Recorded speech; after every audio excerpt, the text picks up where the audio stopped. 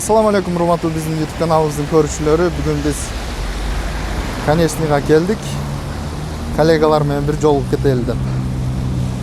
Алмаз ага дагы отургансыйт, ал жерде жолугуп сүйлөшүп көрөлүчү. Пешоходду таап өтөлү. Бул жерде азыр коллегалар менен жолугуп кетейин деп бир өзүңүздөргө тааныш мырзаны көрүп калдым. Бир жолугалычы. Köpten beri görünmeye kaldı.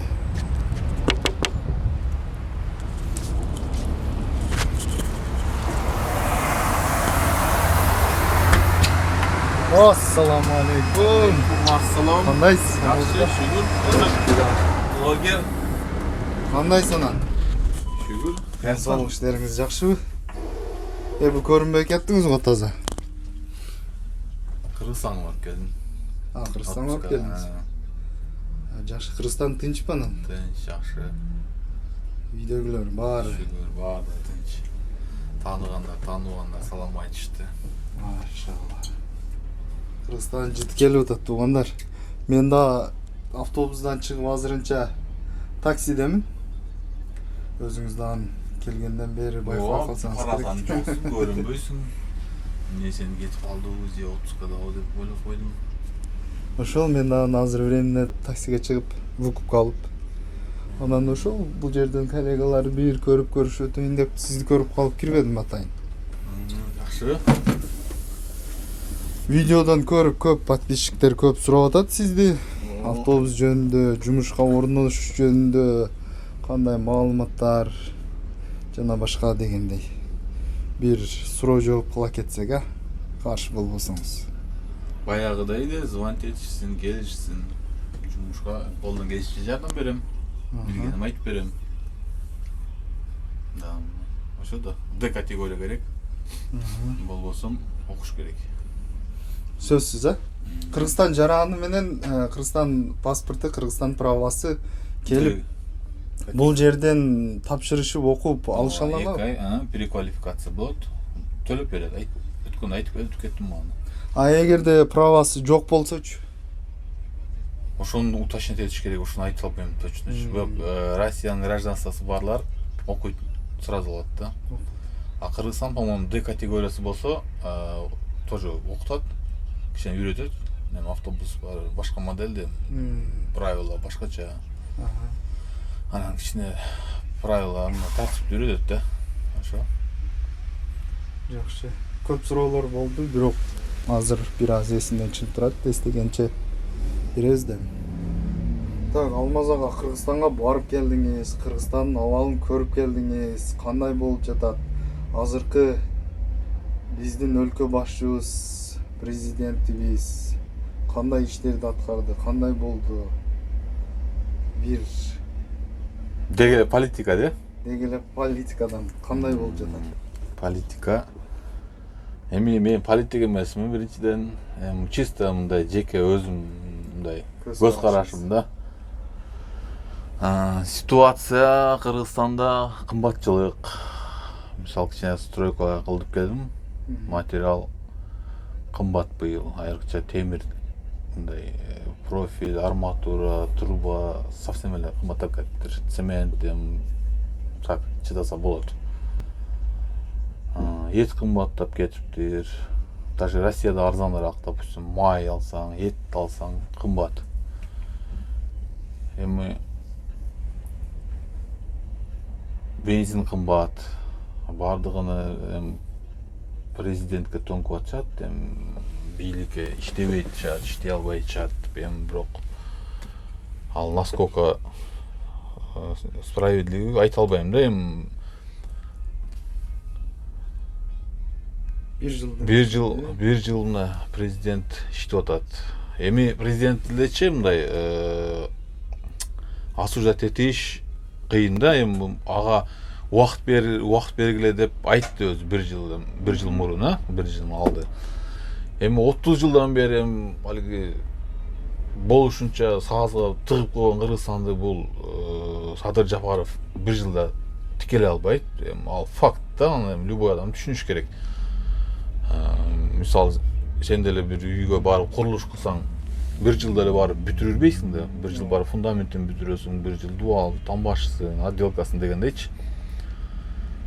Анан эми элдин сколько людей, столько мнений дейт да. Эми мен мындай порядок, тартип болсо дейм да. Эми президент кылып эл шайладыбы, значит убакыт бериш керек. Жакшыбы, жаманбы, аны убакыт көрсөтөт. Эми тарых баары мындай историяда кала турган нерсе да бул. Жакшы иштесе, кийин мындай эл как бы мындай бир история кылып айтып берет да. Бул ушундай киши келген кумтөрдү мисалы азырат кылдым деп атат, например, мына коррупцияны жок кылам деп Ташиев жүгүрүп жүрөт, азыр аракет колунан келишинче кылып атат. Эми насколько ал эми ишке ашат, эми убакыт көрсөтөт. Ооба. Шайлоо боюнча кандай? Шайлоодо мисалы азыр таза өткөрөбүз дешти. Шайлоо өттү. Кандай өттү сиздин оюңузча? Мен YouTube'дан эле көрүп аттым, телевизордон көрүп аттым, өзүм катышкан жокмун. Историяда болбогондой болду десем деле болот. Себеби мындай одномандатный кылып неметип берди. Эл өз калоосу менен өзүнүн каалаганын шайлады. Эми конечно алиги БШКдан кичине катачылык кетти. Эми аны ручной эсептеп, может, далилдеп берет да. Эл деле өзү мисалы уже 30 жылдан бери чарчады да муну алиги макалоо, сакалоолор көрүп атасың өзүң эле, туурабы мындай. Алиги уялчак депутаттарды көрдүң. Шайлоону кайра өткөрүш керек деп жатат. Жок. Ал болбогон сөз. Эл кайра көтөрүп алабы, албайбы ошол? Жок. Азыр мындай бир оор акыбалда турат да Кыргызстанчы, ушу мындай эптеп эле ушу бир алигинтип төңкөрүп бир митинг кылып, мародерство, возможно бул үчүнчү күчтөр пайдаланып какой-то Кыргызстандан бир неме чыгарабыз деп атат да. Ситуация жакшы эмес, конечно, бул. Но мен ойлойм, допустим, шайлагандан кийин кичине мен тартпайм, Садыр Жапаровго деле тартпайм, бир да лидерге тартпайм. Мен просто өзүмчө ойлойм да, убакыт берип көрүш керек. Бир жылда эч нерсе чечилбейт да. Мына жакшыбы, жаманбы кумтөрдү хотя бы полный документальный өткөн жок, конечно, аны беркилер деле мировой сот менен соттошуп, алар деле өзүнүн немесин требовать этет. Но то, что уже мамлекетке өткөнү, это уже неме да, бизге жакшы. Анан дагы эмне дейбиз?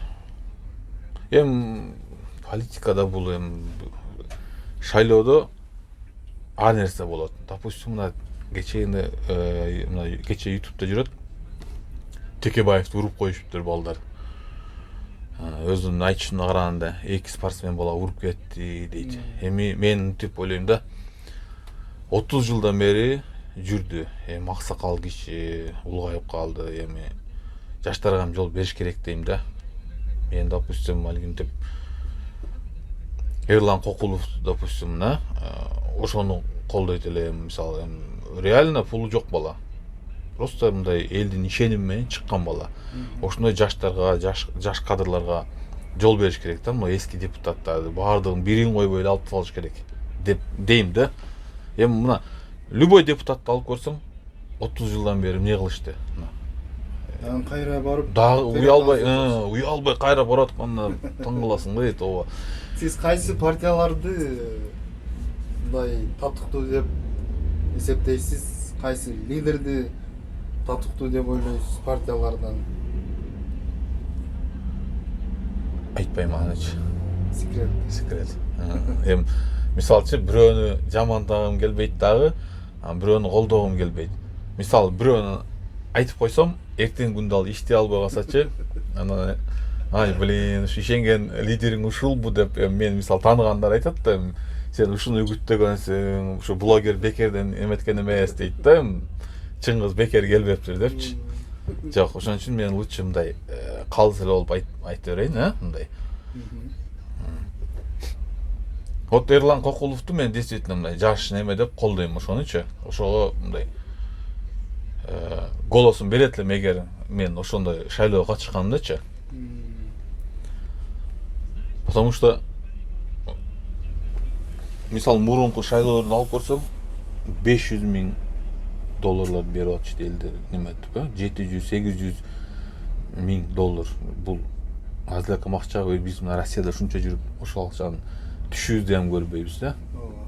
Антип алар значит максаты ошо коррупция иш кылабыз деп мындай бюджетти бир жолу жок кылып Кыргызстанды саазга батырып туруп чөктүрүп туруп анан кийин кетебиз деген ойда. Азыр деген Кыргызстанда кандай проблема турат? Мисалы мына азыр кыш келди, көмүр кымбат болуп атат, свет жок, суу мындай гэсте суу түшүп кеткен. Аны элдер светти ага сатып атат, буга сатып атат, бизге жетпей калды дейт. Эми аны деле туура түшүнүш керек. Казакстанга эгер сууну бербей койгон учур болгондо, допустим, жайында уруш болот го, Казакстанга бербейбиз деп сууну. Если, допустим, андай болса, казактар товарларды өткөзбөй коет. И так эле азыр мына Кыргызстан менен Казакстан жакшы эмес. Негизичи экономика жактан алып келгенде Казакстан Россиядан келген товарды бууп коюшу мүмкүн, башка жактан келген товарларды бууп коюшу мүмкүн. Мисалы мурун Кытайдан чыккан товар азыр бүтүн эле через Казакстан келип атпайбы бизге? Өзүгө прямой чыгыш агентип. Хотя биз жакынбыз.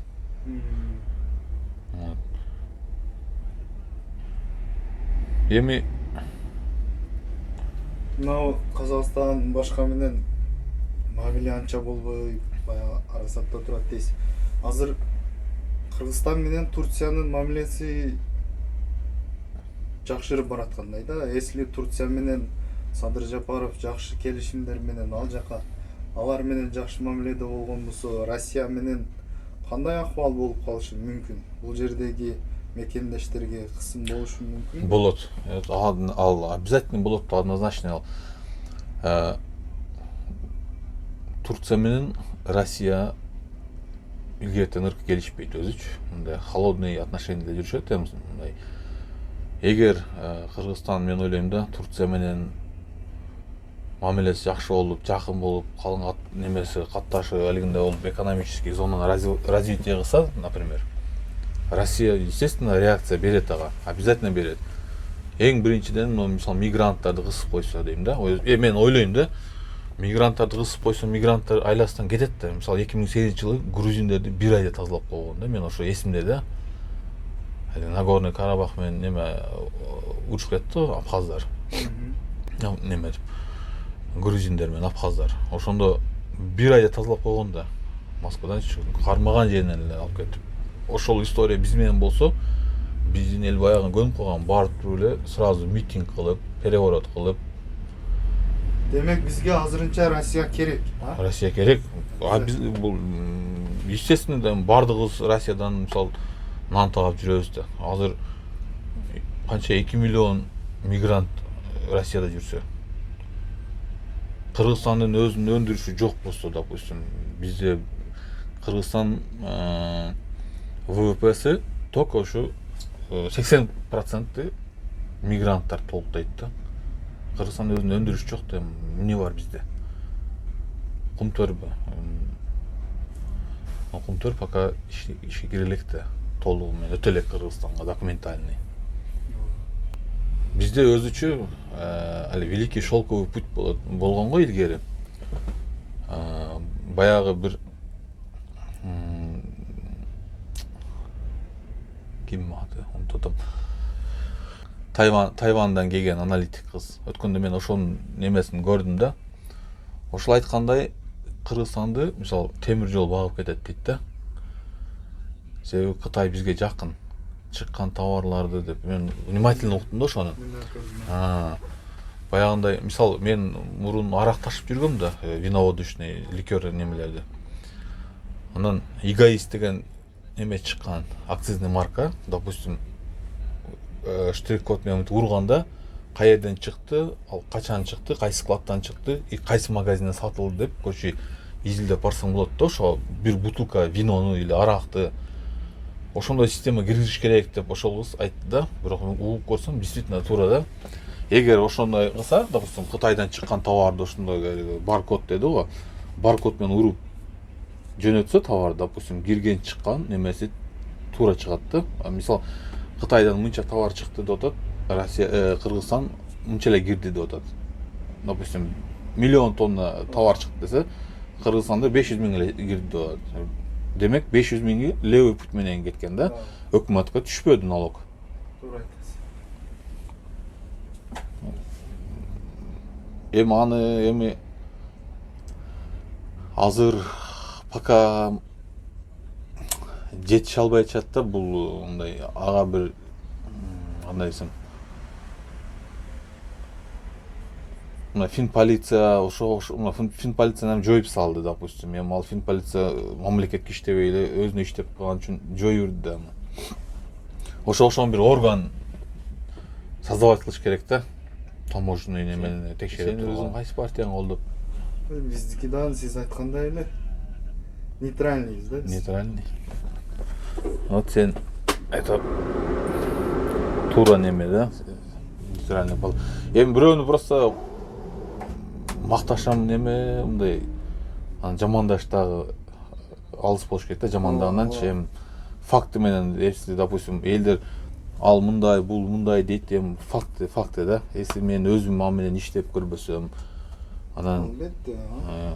мисалы ар канал бири мактаса, бири жамандайт, эми адам өзүнүн мнениясы болуш керек да.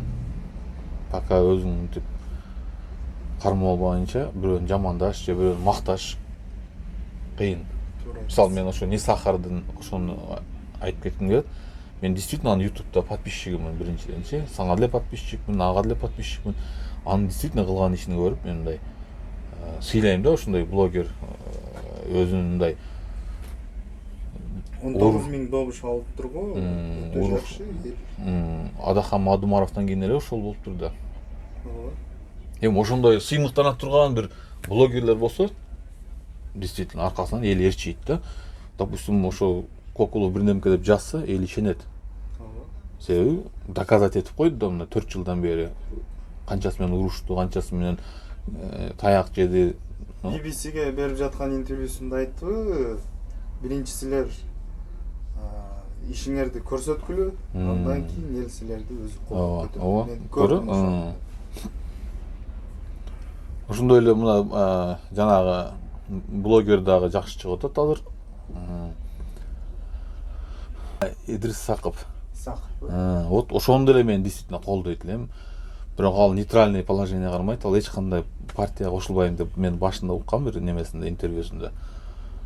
Вот ошондой адамдарды өйдө көтөрүш керек да, продвигать этип дегендейчи.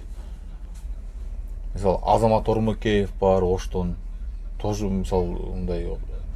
Вот ошолорду, ошондой адамдарды, которые действительно 1 жыл эмес, 2 жыл эмес, уже нечен жылдан бери өзүн көрсөтүп келе атышат да. Эскилерден тазалана турган убакыт келди. Болду, эл жадады да уже. Сколько можно? Майлы 5 жыл, 10 жыл. Мисалы мен Текебаевди мындай жамандагым келбейт, бирок эми болду да убакыты бүт 30 жылдан бери айдан ошол немеде жүрдүң. Хватит эми аксакалсың, неберелериң карап отур дейм да. Мен оюм ушундай да. Мисалы мен анын ордундо ушинтет элем да. Бийликтин деле кереги жок, депутат деле болбойт элем. Чисто неберең карап отуруш керек. Может, анын партиясынан достойный балдар бардыр. Ошолорду продвигать кылып.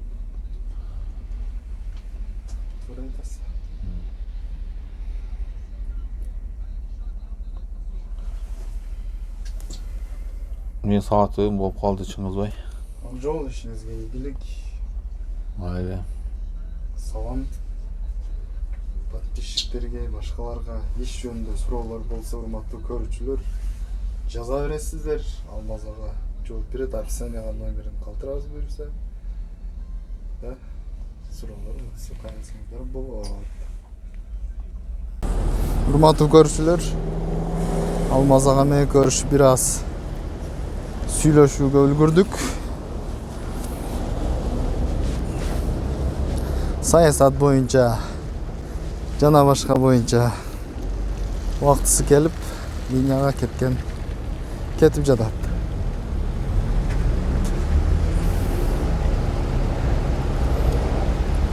Ушуну менен эфирди азырынча аяктайбыз. Көрүшкөнчө.